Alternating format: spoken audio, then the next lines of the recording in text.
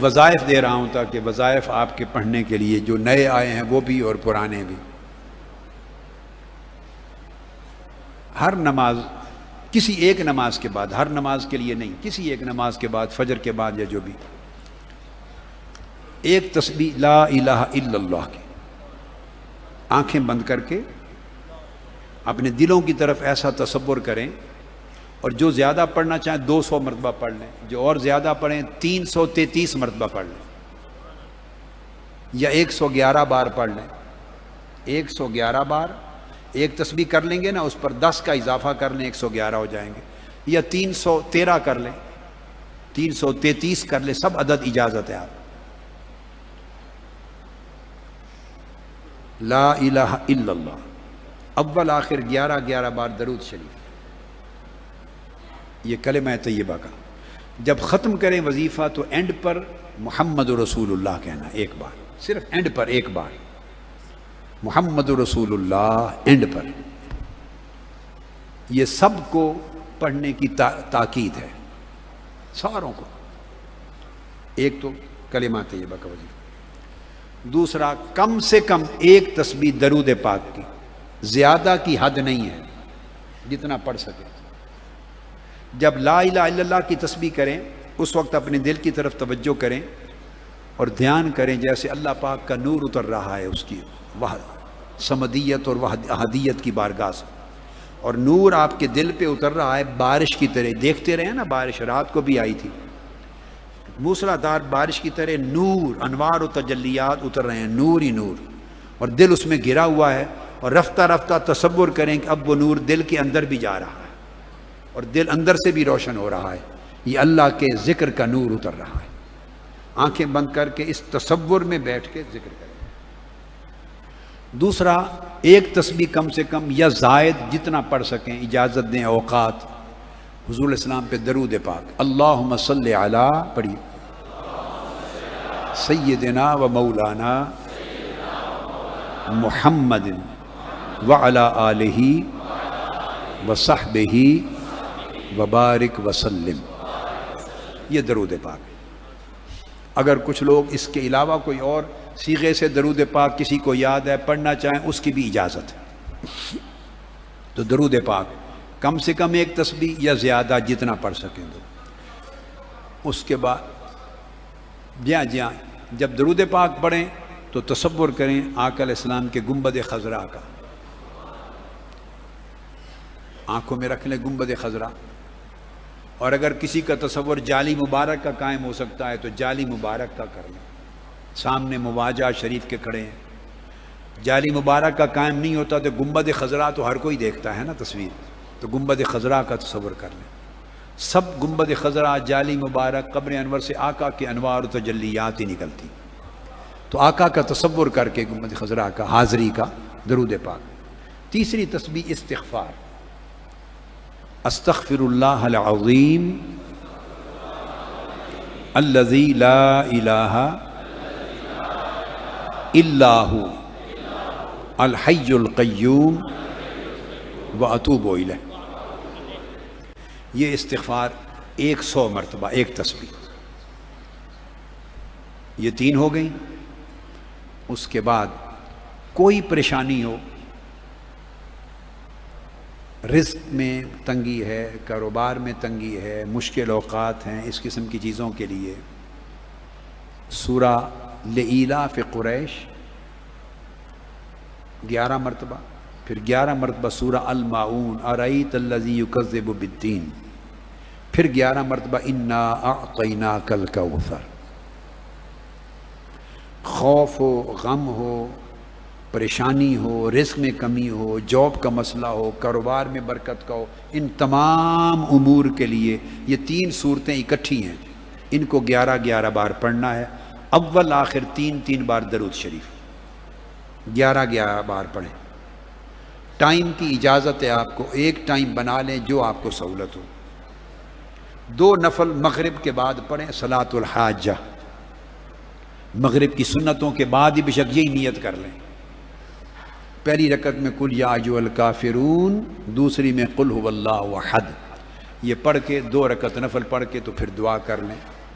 اور اگر اس ٹائم وقت اجازت دے تو یہ 3 صورتیں جو بتائی ہیں اس کے ساتھ ملا لیں، الکوثر تک، القریش، المعون، الکوثر، یہ روزگار، پریشانیاں وغیرہ معاملات۔ اگر کوئی جی نہیں، یہ صورتیں 3 دفعہ بھی پڑھ سکتے، مگر 11 بار پڑھیں تو اچھا، 11 بار تینوں صورتیں، درود پاک اول آخر 3 بار۔ اس کے بعد اگر بیماری ہے، آپ کو ہے، گھر میں کسی کو ہے، سب کی، یہ فیوزات محمدیہ لے لیں، فیوزات محمدیہ، اس فیوزات محمدیہ پر صفحہ نمبر 349 پر 300، اور رزق میں جو کچھ رزق میں پریشانی ہے وہ 3 صورتیں بتا دی نا، اس کے ساتھ رزق میں ساتھ یا باسط، یا باسط یا وہاب، کیا؟ یا باسط یا وہاب، پڑھیے، یا باسط یا وہاب، یا باسط یا وہاب، یا باسط یا وہاب، تو یہ بھی پڑھ سکتے ہیں، اور یا باسط یا واسع، واسع وسعت سے 2 اسماء پڑھیں، یا تینوں ملا کے پڑھنا چاہیں، جیسے جیسے یاد رہے، یا باسط یا واسع یا وہاب، پڑھیے، یا باسط، بے الف با سین تا، تو یا باسط یا واسع یا وہاب، یا باسط یا واسع یا وہاب، یاد رہ جائے گا۔ تو یہ 3 اسماء حسنہ، اسماء حسنہ، اسماء مبارکہ پڑھ کے اس کی تسبیح کر لیں اکٹھی، یا باسط یا واسع یا وہاب، ایک بار پڑھا نا، پھر دوسرا دانہ، پھر تیسرا، اس کی تسبیح کر لیں، تو ایک مرتبہ، صرف ایک مرتبہ اس کی تسبیح کر لیں۔ وہ 3 صورتیں بتا دیں، ان کو 11 بار پڑھ لیں، وقت کم ہو 7 بار پڑھ لیں، اگر یہ اجازت ہے دونوں عدد کی بھی۔ تو یہ اللہ پاک کے اسماء مبارکہ میں سے۔ تو میں جو بتا رہا تھا 349، گھر میں بیماری ہو، شفا یابی کے لیے سورہ فاتحہ، اگر بیماری ہو، تنگی ہو، مشکلات ہوں، اور کہتے ہیں آسیب ہے، سایہ ہے، یہ ہے، اوٹ پٹانگ کئی چیزیں، بیماری وغیرہ، اس کے لیے سورہ فاتحہ تمام مشکلات کے لیے 11 بار پڑھیں سورہ فاتحہ، اور 11 بار سورہ اخلاص۔ یہ اگر کہہ رہا ہوں بیماری ہو، پریشانی ہو، اس کے لیے 11 بار سورہ فاتحہ۔ یہ بعد میں آپ ریکارڈنگ لے لیں نا اتنا حصہ، تو اس میں ہر کوئی سن لے گا۔ 11 بار سورہ فاتحہ اور 11 بار قل هو اللہ احد سورہ اخلاص، اول آخر 3 بار، یا 11 بار درود پاک اول آخر، بیماریوں کے لیے، شفا یابی کے لیے۔ اور ایک وظیفہ ہے، یہ میری اسی کتاب فیوزات محمدیہ کے صفحہ 350 پر 350 پر یہ آیت کریمہ ہے سورہ الاسراء کی، سورہ بنی اسرائیل کی آیت نمبر 82، وَنُنَزِّلُ مِنَ الْقُرْآنِ مَا هُوَ شِفَاءٌ وَرَحْمَةٌ لِّلْمُؤْمِنِينَ، یہ ایک آیت ہے، وَنُنَزِّلُ مِنَ الْقُرْآنِ مَا هُوَ شِفَاءٌ وَرَحْمَةٌ لِّلْمُؤْمِنِينَ۔ شروع میں اعوذ باللہ بسم اللہ پڑھ کے، درود پاک 3 بار پڑھ کے، اس آیت کو 11 بار پڑھیں، یا چاہیں 40 بار پڑھ لیں، مریض پہ دم کریں، آپ کو دردیں ہیں، تکلیف ہے، گھر میں کسی کو ہیں، آپ کو اپنے گھر کی حد تک اجازت ہے، اپنی فیملی میں، خود کو، اولاد کو، بچوں کو، میاں بیوی کو، وَنُنَزِّلُ مِنَ الْقُرْآنِ مَا هُوَ شِفَاءٌ وَرَحْمَةٌ لِّلْمُؤْمِنِينَ۔ 7 بار بھی پڑھنے کی اجازت ہے، 11 بار بھی پڑھ سکتے ہیں، 21 بار بھی پڑھ سکتے ہیں، اور 40 بار بھی پڑھ سکتے ہیں۔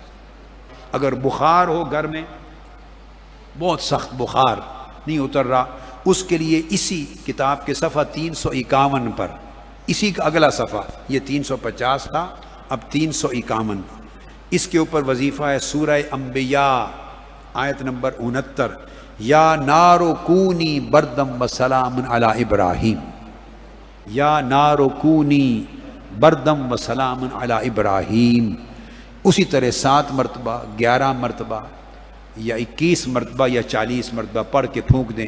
پانی پر بھی پڑھ کے دم کر کے مریض کو خود بھی پئیں، پلا بھی سکتے ہیں. دونوں آیتیں الگ الگ جو مقاصد، عمومی بیماری کے لیے، یہ بخار کے لیے یا نار کونی، اے آگ، نمرود کی آگ ٹھنڈی ہو جائے.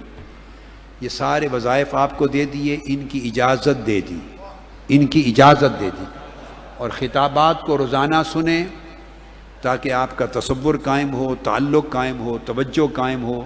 ویڈیو پر، کیسٹس پر، انٹرنیٹ پر خطابات سنیں ہر وقت، اور خواہ تھوڑی دیر مگر خطاب سنیں بغیر نہ سوئیں. اولاد کو بھی سنائیں، خود بھی سنا کریں. حاجتیں جو لے کر آئے ہیں، مرد بھی، عورتیں بھی، بہنیں، بیٹیاں بھی، مائیں بھی، بزرگ بھی، جوان بھی، بچے، ان کے دلوں کی ساری حاجات پوری فرما، ساری مرادیں پوری فرما.